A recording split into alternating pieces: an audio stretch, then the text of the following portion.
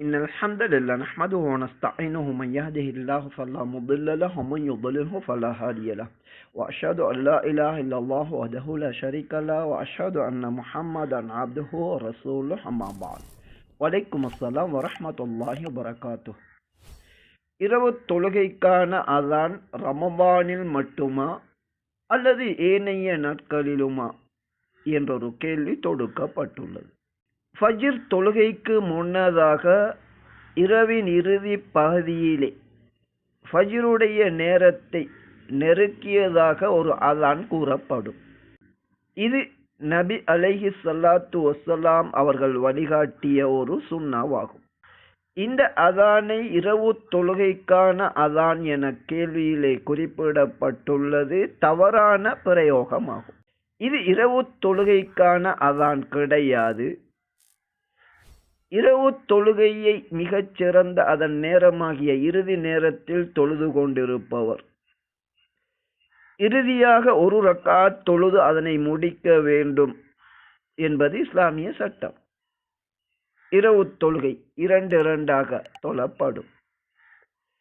இப்படி தொழுது கொண்டிருக்கின்ற ஒருவருக்கு ஃபஜ்ர் நெருங்கிவிட்டது, ஒரு ரக்காத் தொழுது இரவு தொழுகையை முடித்து கொள்ளுங்கள் என்பதை உணர்த்துவதற்காகவும், அதே போன்று கடமையான ரமலானுடைய மாதமாக இருந்தால் ஒவ்வொருவரும் சஹர் செய்வதற்கு, அதுவரை எழுந்து கொள்ளாதவர்கள் எழுவதற்கு நேரம் ஆகிவிட்டது என்பதை அறிவிப்பதற்கு, ரமலான் அல்லாத காலங்களிலும் நோன்பு விடுபட்டவர்கள் நிச்சயமாக இருப்பார்கள். குறிப்பாக பெண்களுக்கு மாதம் முழுவதும் நோன்பு பிடிக்க முடியாது.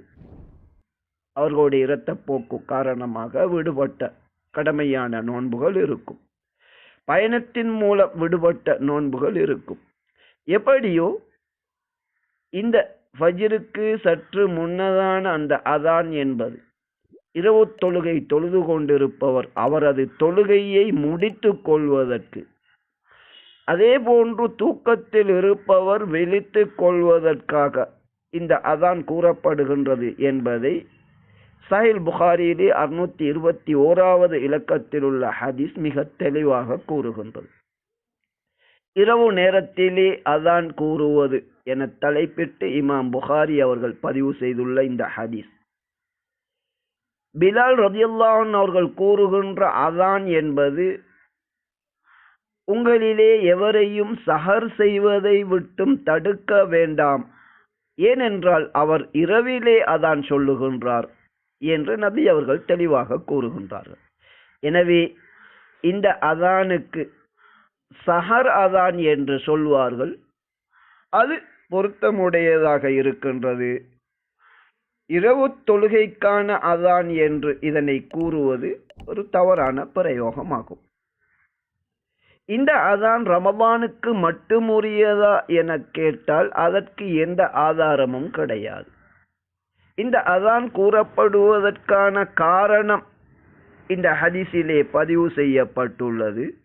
காரணத்தின் அடிப்படையில் நாம் பார்த்தாலும் இந்த அதான் வருடம் முழுவதும் கூறப்பட வேண்டும், அந்த தேவை இருக்கின்றது என்பதுதான் உண்மையானதாகும்.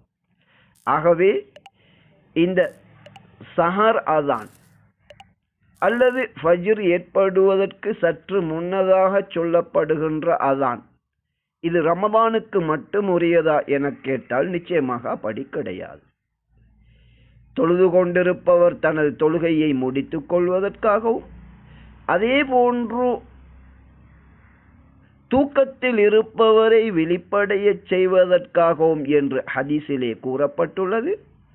அதே நேரம் நபி அவர்கள் இந்த அதான் கூறப்படுகின்ற போது சஹர் செய்வதை நீங்கள் கைவிட வேண்டாம் என்று, அது சஹருக்குரிய உதவியாகவும் இருக்கின்றது என்ற விடயங்கள் தெளிவாக ஹதீஸிலே கூறப்பட்டுள்ளது. இந்த அதான் வருடம் முழுவதும் முடியுமாக இருந்தால் இதனை சொல்லப்படுவது மிகச் சரியானதாகும், சுன்னாவாகும்.